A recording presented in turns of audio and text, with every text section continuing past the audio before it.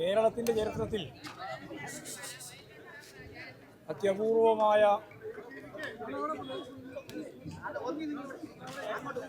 CPIഎമ്മിനും CPIഎമ്മിൻ്റെ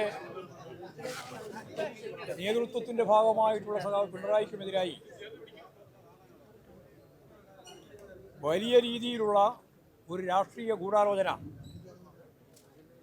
അരങ്ങേറിയിരിക്കുകയാണ് ഇന്ന് രാവിലെ മുതൽ. CPIഎമ്മിനെയും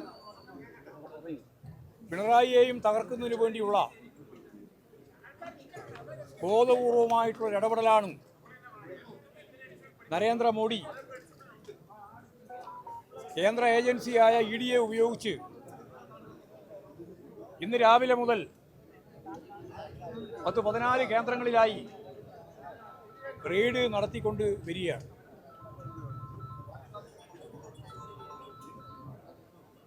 പിണറായി വിജയനുമായി ഇതിന് യാതൊരു തരത്തിലുള്ള ബന്ധവുമില്ല എന്നെല്ലാവർക്കും അറിയാം. എക്സ്ലോജിക്കിൻ്റെ കേസ് തന്നെ MRLുമായി ബന്ധപ്പെട്ട ഒരു കരാർ അനുസരിച്ച് 1.72 കോടി 1,72,00,000 ഉറുപ്പിക വീണ വിജയന് അവിടെ അവർക്ക് നൽകിയ MRLന് നൽകിയ സേവനത്തെ അടിസ്ഥാനപ്പെടുത്തി നിയമവിധേയമായി ബാങ്ക് മുഖേന എല്ലാ ടാക്സും ഒടുക്കിക്കൊണ്ട് കൈപ്പറ്റിയിരിക്കുന്നു എന്നുള്ളതാണ് അവരുടെ കേസ്. ഇന്ന് കേരള നിയമസഭയിൽ അംഗവും മന്ത്രിസഭാംഗങ്ങളുമായ 2 പേരുടെ പേര് അതേ ഡയറിയുടെ ഭാഗമായിട്ട് തന്നെ ചേർത്തിട്ടുണ്ട്. ആ 2 പേര് ഇന്നും മന്ത്രിസഭയിൽ അംഗങ്ങളാണ്. അവർ 2 പേരും അത് സമ്മതിച്ചിട്ടുണ്ട്. ഞങ്ങളിങ്ങനെ പൈസ വാങ്ങിയിട്ടുണ്ട് എന്ന് സമ്മതിച്ചിട്ടുണ്ട്. അവർക്കെതിരായിട്ട് കേസില്ല. വീണ വിജയൻ്റെ അച്ഛൻ പിണറായി വിജയനാണ് എന്നുള്ളതുകൊണ്ട് കോടതികളെല്ലാം ഇവിടെ ചൂണ്ടിക്കാണിച്ചതുപോലെ സെഷൻസ് കോടതി, ഹൈക്കോടതി, സുപ്രീം കോടതി ഉൾപ്പെടെ എല്ലാ കോടതികളും തള്ളിക്കളഞ്ഞ ഒരു കേസ് രാഷ്ട്രീയ പ്രേരിതമായി ഇടതുപക്ഷ ജനാധിപത്യ മുന്നണിയുടെ കേന്ദ്ര നേതൃത്വമായി പ്രവർത്തിക്കുന്ന സഖാവ് പിണറായിക്കെതിരായും അതിൻ്റെ രാഷ്ട്രീയ പാർട്ടിയായ CPIഎമ്മിനെതിരായും കടന്നാക്രമണം നടത്താൻ ബോധപൂർവം കെട്ടിച്ചമച്ചുണ്ടാക്കിയ ഒരു സംഭവമാണ് ഈ റെയ്ഡ് ഉൾപ്പെടെയുള്ള കാര്യങ്ങൾ. ഹൈക്കോടതിയിൽ ഇപ്പോൾ വീണ്ടും ആ കേസ് വന്നപ്പോൾ കോടതി പറഞ്ഞത് ഒരു FIR ഉണ്ടാക്കുന്നതിന് വേണ്ടിയുള്ള തെളിവ് പോലും നമ്മുടെ മുമ്പിലില്ല, FIR ഇല്ല. അപ്പോൾ അത് സംബന്ധിച്ച് അന്വേഷണം നടത്തുന്നതിൽ ഞങ്ങൾക്ക് തർക്കമില്ല എന്നാണ്. FIR പോലും ഇല്ലാത്ത ഒരു കേസിൽ അന്വേഷണം നടത്തണമെന്ന് പറഞ്ഞപ്പോൾ ഉടനെ കേരളത്തിൻ്റെ പ്രതിപക്ഷ നേതാവ് സഖാവ് പിണറായി വിജയൻ്റെ വീട്ടിലേക്ക് ED റെയ്ഡുമായിട്ട് വരികയാണ്. അനുബന്ധമായി 13 കേന്ദ്രത്തിൽ പറയും. രാഷ്ട്രീയ ഗൂഢാലോചനയാണിത്. നമുക്കിതിന് മുമ്പ് തന്നെ വളരെ വ്യക്തമായിട്ട് സുപ്രീം കോടതി തന്നെ പറഞ്ഞ അനുഭവങ്ങളുണ്ട്. ഈ കേന്ദ്ര ഏജൻസികളൊന്നും ഫലപ്രദമായി കേസന്വേഷിക്കുകയോ കേസിൻ്റെ ഭാഗമായിട്ട് ശിക്ഷിക്കപ്പെടുകയോ ചെയ്യുന്നവരല്ല. 1% പോലും ശിക്ഷിക്കപ്പെടുന്നില്ല എന്ന് സുപ്രീം കോടതി തന്നെ പറഞ്ഞു. കൂട്ടിലടച്ച തത്തയെപ്പോലെയാണ് പെരുമാറുക. രാഷ്ട്രീയ ആയുധമായിട്ടാണ്, ഉപകരണമായിട്ടാണ് ഇവർ ഉപയോഗിച്ചുകൊണ്ടിരിക്കുന്നത് ഈ വിഭാഗത്തെ ആകെ. എത്രയോ അനുഭവങ്ങൾ നമ്മുടെ മുമ്പിലുണ്ട്, കേരളത്തിലുണ്ട്, ഇന്ത്യയിലുണ്ട്. കെജ്രിവാളിനെ നിങ്ങൾക്കെല്ലാം അറിയുന്നതാണ്, ഡൽഹി മുഖ്യമന്ത്രി. ആ ഡൽഹി മുഖ്യമന്ത്രി ആയപ്പോൾ അവിടെ കോൺഗ്രസ്സുകാർ കെജ്രിവാളിനെതിരായിട്ട് ഒരു ആരോപണം, ഒരു അഴിമതി ആരോപണം ഉന്നയിച്ചു. കോൺഗ്രസ്സുകാർ തന്നെ കെജ്രിവാളിനെ അറസ്റ്റ് ചെയ്യണം എന്ന് പറഞ്ഞുകൊണ്ട് ഒരു മെമ്മോറാണ്ടം കൊടുത്തു. ആ മെമ്മോറാണ്ടം കിട്ടിയപ്പോൾ പ്രതിപക്ഷ രാഷ്ട്രീയ പ്രസ്ഥാനങ്ങൾക്കെതിരായിട്ട് ഇന്ത്യയിലുടനീളം കേന്ദ്ര ഏജൻസികളെ വിന്യസിപ്പിച്ച്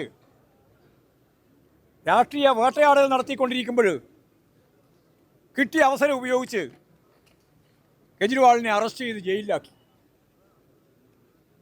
മാസങ്ങളോളം ജയിലിൽ കിടന്നു.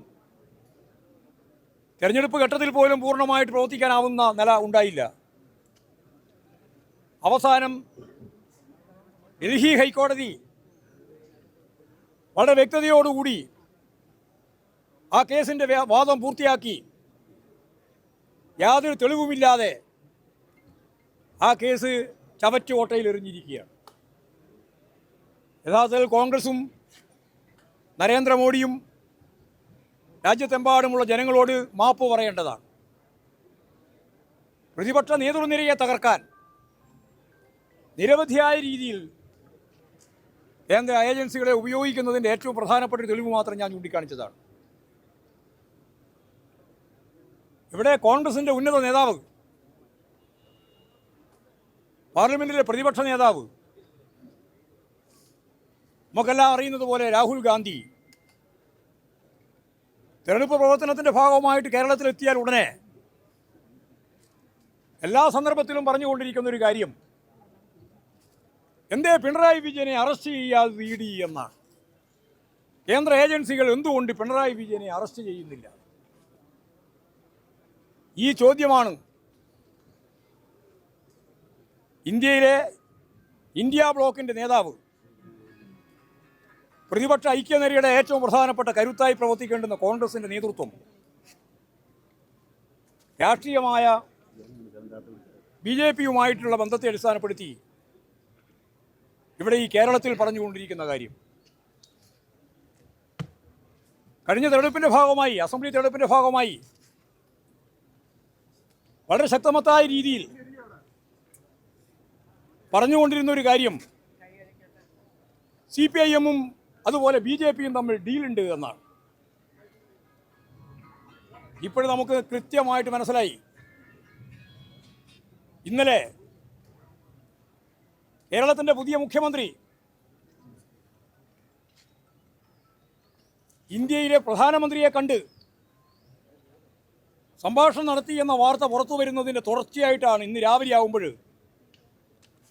ED ഞാൻ നേരത്തെ പറഞ്ഞ 14 കേന്ദ്രങ്ങളിലേക്ക് എത്തുന്നത്. അപ്പോഴാരുമായിട്ടാണ് ഡീല് എന്ന കാര്യം ഞാനിനി വിശദീകരിക്കേണ്ട കാര്യമില്ല. കോൺഗ്രസും BJP-യുമായിട്ടുള്ള ഡീൽ ഇവിടെ കൃത്യമായിട്ട് കേരളത്തിൽ പകൽ വെളിച്ചം പോലെ ജനങ്ങൾക്ക് മനസ്സിലാക്കാൻ സാധിച്ച ഒന്നായിട്ടാണ് നമുക്കിതിനെ കാണാനാവുക, ഈ റെയ്ഡിനെ കാണാനാവുക.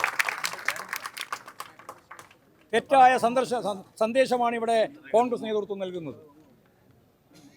ഇന്ത്യയിൽ അങ്ങോളം ഇങ്ങോളമുള്ള പ്രതിപക്ഷ നേതൃത്വത്തിനെതിരായി ശക്തിയായ കടന്നാക്രമണം നടത്തുന്ന കേന്ദ്ര ഏജൻസിയെ കേരളത്തിൽ എന്തുകൊണ്ട് ഉപയോഗിക്കുന്നില്ല എന്ന ചോദ്യം ചോദിച്ച് കേസ് സഖാവ് പിണറായി വിജയൻ്റെ നേരെ എത്തിക്കാനുള്ള ബോധപൂർവമായ ശ്രമം ഇവിടെ നമുക്കെല്ലാം അറിയുന്നത് പോലെ നരേന്ദ്രമോദിയാണ് ഇതിൻ്റെ ഏറ്റവും പ്രധാനപ്പെട്ട ചുക്കാൻ പിടിക്കുന്നത് രാഷ്ട്രീയമായിട്ട്. അതിൻ്റെ ഒപ്പം കോൺഗ്രസ്, പ്രത്യേകിച്ച് കേരളത്തിൽ ഇവിടെ VD സതീശൻ, രാഹുൽ ഗാന്ധി ഉൾപ്പെടെ അതിൻ്റെ ഒപ്പം ചേർന്നുകൊണ്ടാണ് കേരളത്തിലെ CPM-നെതിരായിട്ട് ഈ കടന്നാക്രമണം നടക്കുന്നത്. സഖാവ് പിണറായി വിജയന് ഈ രീതിയിലുള്ള കടന്നാക്രമങ്ങളൊന്നും പുത്തരിയല്ല എന്ന് എല്ലാവർക്കും അറിയാം, പാർട്ടിക്കുമല്ല. അടിയന്തരാവസ്ഥ കാലഘട്ടത്തിൽ കേരളത്തിലെ പോലീസ് തന്നെ സഖാവ് പിണറായി വിജയനെ പിടിച്ച് ക്രൂരമായി കടന്നാക്രമിച്ച് ജീവശവമാക്കി ആശുപത്രിയിലേക്ക് എത്തിക്കുകയാണ് ചെയ്തിട്ടുള്ളത് എന്ന് നമുക്കറിയാം. അതിനെ അതിജീവിച്ചുകൊണ്ടാണ് സഖാവ് പിണറായി കേരളത്തിലെ ജനനായകനായി മുന്നോട്ടേക്ക് വന്നത്. RSSും BJP-യും സംഘപരിവാർ വിഭാഗങ്ങളും എത്രയോ കാലം വേട്ടയാടിയ, ഇപ്പോഴും വേട്ടയാടിക്കൊണ്ടിരിക്കുന്ന ഇടതുപക്ഷ പ്രസ്ഥാനത്തിൻ്റെ CPIM-ൻ്റെ പ്രമുഖ നേതാവാണ് സഖാവ് പിണറായി. ആ പിണറായിക്കെതിരായിട്ടാണ് ഇപ്പോൾ ഈ കടന്നാക്രമം വരുന്നത്. ഞങ്ങൾക്ക് നന്നായിട്ടറിയാം, അത് വ്യക്തിപരമായി പിണറായിക്കെതിരായിട്ടുള്ള കടന്നാക്രമമല്ല, അത് കേരളത്തിലെ കമ്മ്യൂണിസ്റ്റ് പ്രസ്ഥാനത്തിനെതിരായിട്ടുള്ള കടന്നാക്രമമാണ്. ഈ കടന്നാക്രമത്തിനെതിരായി കേരളത്തിലെ ജനങ്ങൾ ഇപ്പോഴും തെരുവിൽ ഇറങ്ങിക്കഴിഞ്ഞിരിക്കുന്നു. കേരളത്തിൽ അങ്ങോളം ഇങ്ങോളം റെയ്ഡ് നടക്കുന്ന കേന്ദ്രങ്ങളിലും ജില്ലാ കേന്ദ്രങ്ങളിലും ഏരിയ കേന്ദ്രങ്ങളിലും ലോക്കൽ കേന്ദ്രങ്ങളിലുമെല്ലാം ജനങ്ങൾ സ്വമേധയാ പ്രകടനമായി പ്രതിഷേധമായി രംഗത്തിറങ്ങുകയാണ്.